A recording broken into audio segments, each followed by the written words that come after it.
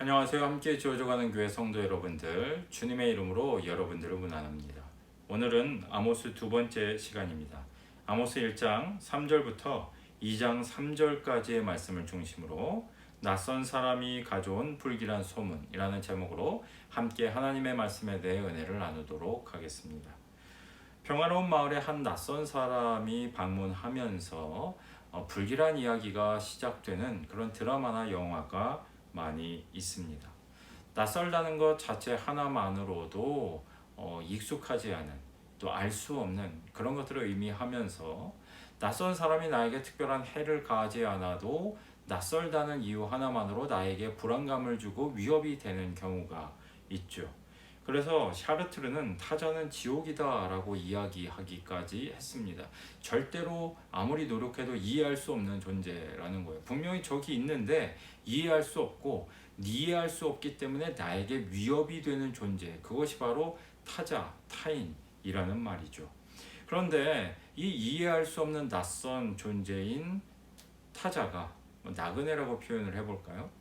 이 낯선 사람이 불길한 소문까지 가지고 왔다고 한번 상상을 해보십시오. 그 사람을 환대하기란 여간 쉽지 않은 일일 것입니다. 북이스라엘 사람들 입장에서 본다면 아모스라는 사람은 하나님의 보냄을 받은 선지자라기보다는 그들의 입장에서 본다면 낯선 사람이었고 불길한 소식을 가져온 사람으로 여겨졌을 것입니다. 자기 고향 땅에서나 예언할 것이지 왜 우리에게 와서 저런 불길한 이야기를 할까? 우리는 나름대로 열심히 신앙생활하고 있고 제사도 드리고 있고 절기도 드리고 있고 또 하나님의 말씀을 잘 지키기 위해 노력하고 있는데 왜 우리한테 와서 이런 이야기를 하지? 라는 반응들이 아마 대부분이었을 것입니다. 아마 전철 안에서 그런 사람들을 여러분들 만나보신 경험이 있을지 모르겠는데요. 저는 얼마 전에 전철 안에서 그런 경험을 했습니다.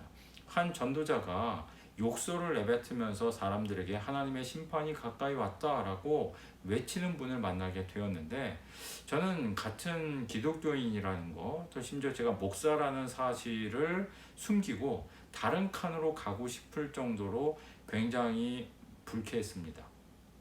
어떤 열심인지 모르겠지만 욕설을 섞어가면서 그렇게 이야기한다는 것이 그 말을 듣는 사람들의 기분을 좋게 만들 이유가 없지 않겠습니까? 아마 북이스라엘 사람들 입장에서 본다면 그런 경험, 비슷한 경험이었을 거라고 저는 생각을 해요. 아주 낯선 아모스라는 사람이 갑자기 북이스라엘을 찾아와가지고 유쾌하지 않은 이야기들을 막 하는 거죠. 너희들이 망할 거다. 하나님의 심판이 지금 눈앞에 왔다. 이런 이야기들을 하니까 듣기 싫고 아마 상종하기 싫은 어떤 사람으로 여겼을 것입니다. 또 어떤 사람들은 아니 우리도 부족한 것이 있을 수 있지만 그래도 우리도 뭐 죄가 없다고는 이야기할 수 없지만 주변에 있는 여러 나라를 보면 정말 죄악이 관영한 이방 나라들이 많은데 예언을 하고 심판을 할 거면 그 나라 가서 먼저 하지 그 나라에 가서 하지 않고 왜 우리더러 잘하고 있는 우리한테 와서 저런 이야기를 할까라는 생각을 했던 사람들도 아마 있었을 것이라고 저는 생각을 합니다. 하나님께서는 이런 생각을 하고 있었던 북이스라엘 사람들에게 답변을 하시는 듯 북이스라엘에 대한 본격적인 예언을 하기에 앞서 먼저 북이스라엘을 둘러싸고 있는 6개의 이방의 나라 그리고 남유다에 대한 경고의 말씀을 먼저 하신 이후에 그 다음 차례에 북이스라엘에 대한 심판을 본격적으로 말씀하십니다. 6개의 이방 나라 그리고 1개의 남유다 합치면 7개의 나라가 되겠죠. 그러니 이 7이라는 숫자가 상징하는 것은 이제부터 선포될 북이스라엘에 관한 예언이 확정적이고 변개될 수 없는 것이다 라는 사실을 상징적인 숫자 7을 통해서 우리에게 넌지시 암시하고 있다는 것입니다. 본문을 천천히 읽어보면 다양한 도시의 이름들이 등장을 하는데요. 사실 도시의 이름이 등장하고 있지만 이것은 이스라엘을 둘러싸고 있는 6개의 나라에 대한 이야기입니다. 3절에 등장하는 다메섹은 아람의 대표적인 도시였습니다. 6절의 가사와 8절의 아스돗, 에그론은 블레셋의 도시들이었고요. 9절에 등장하는 두로는 베니게의 도시입니다. 이 세 개의 나라에 에돔과 모압과 암몬까지 포함해서 주변에 있는 6개의 이방 나라들에 대해 이야기하고 있습니다.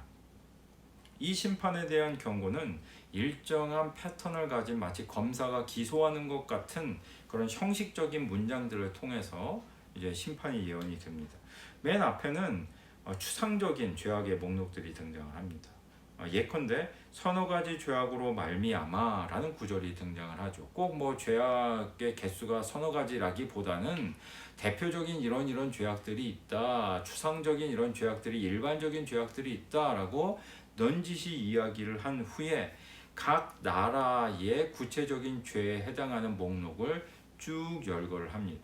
그리고 결론부에 이르게 되면 이런 혐의들로 인하여 누구누구에게 불을 내릴 것이다 라는 정형화된 형벌 선언이 이어지게 되죠. 반복적으로 이 6개의 나라들에 대해 비슷한 문장들을 통해 이렇게 기소하고 범죄를 소명하고 그리고 형벌까지 이렇게 검사가 마치 자기 의견을 밝히는 것처럼 지금 문장들이 구성이 되어 있다는 것입니다.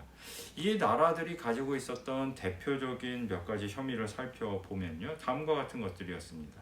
전쟁 중에 사람들을 사로잡아서 인신매매하는 것, 또 임신한 여인을 잔혹하게 살육하는 것, 나라와 나라가 맺은 협정과 조약들을 배신하고 함부로 어기는 것, 이런 일들에 대해 하나님께서 이 이방 나라들이 가지고 있는 대표적인 범죄 행위들이다라고 지적하고 계신다는 거예요. 그런데 고대 중동의 전쟁을 한번 생각을 해보면 패전국의 국민들을 사로잡아 노예로 삼거나 노예로 매매하는 일은 굉장히 흔하게 벌어지는 일들이었습니다. 재물을 약탈하고 잔혹하게 살육하는 것도 상대방에 대해 경고하기 위한 일반적으로 벌어지는 일들이었죠. 하지만 하나님께서는 이런 전쟁 범죄들에 대해 일반적이었으니까 다들 그렇게 하니까 라는 이유로 봐주시지 않고 그 모든 것들이 잔혹한 범죄 행위다라고 지적하고 계신다는 것입니다. 또한 이런 전쟁을 정치적인 이유로 일으키는 그런 정치 지도자들에 대해서도 그 책임이 무겁다라고까지 말씀을 하고 계신다는 것입니다. 전쟁에서는 다 그러니까, 남들도 그렇게 하니까, 일반적으로 다 그렇게 하니까 라는 것이 하나님 앞에서 이 죄악을 면하게 해줄 수 없다는 것입니다.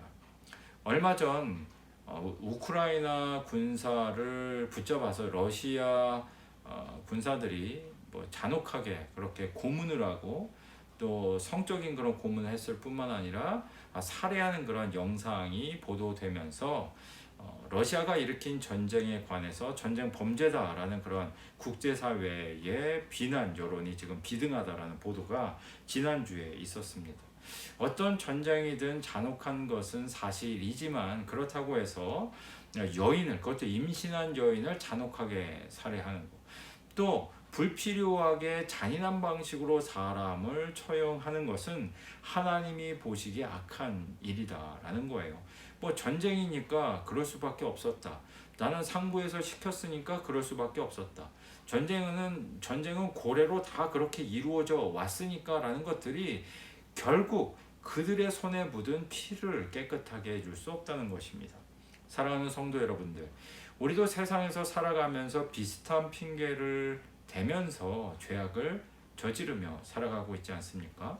북이스라엘 사람들처럼 나는 잘하고 있는 것처럼 생각하고 주일 예배를 꼬박꼬박 드리고 있으니까, 나름대로 신앙생활을 열심히 하고 있으니까 라고 스스로 위안을 삼고 있지만 세상에서는 세상 방법대로 살아갈 때가 있다는 것입니다. 왜? 다른 사람들도 다 그렇게 사니까요.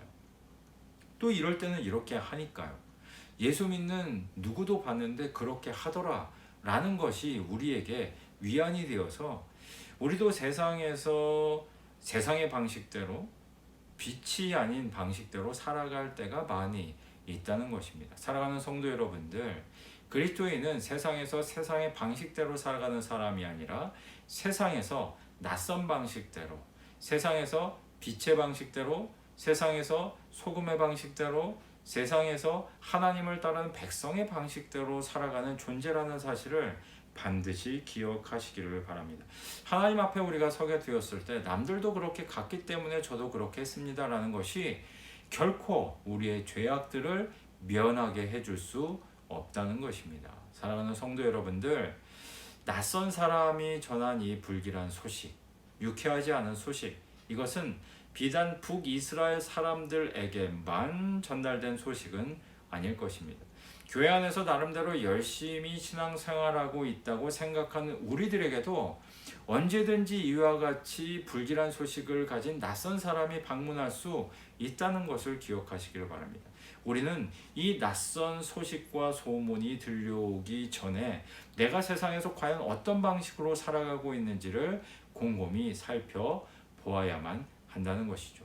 부디 바라기는 세상에서도 좁은 길로 다니기에 익숙하며 하나님의 말씀대로 살아가기에 익숙한 저와 여러분들이 되었으면 좋겠습니다. 주님 오시는 그날에 그분의 심판대 앞에 섰을 때에 부끄럽지 아니하고 하나님의 방식대로 하나님의 말씀대로 그리스도를 따르는 제자의 방식대로 나는 살았습니다 라고 자신 있게 이야기할 수 있는 저와 사랑하는 모든 성도님들이 되시기를 주님의 이름으로 축원드립니다.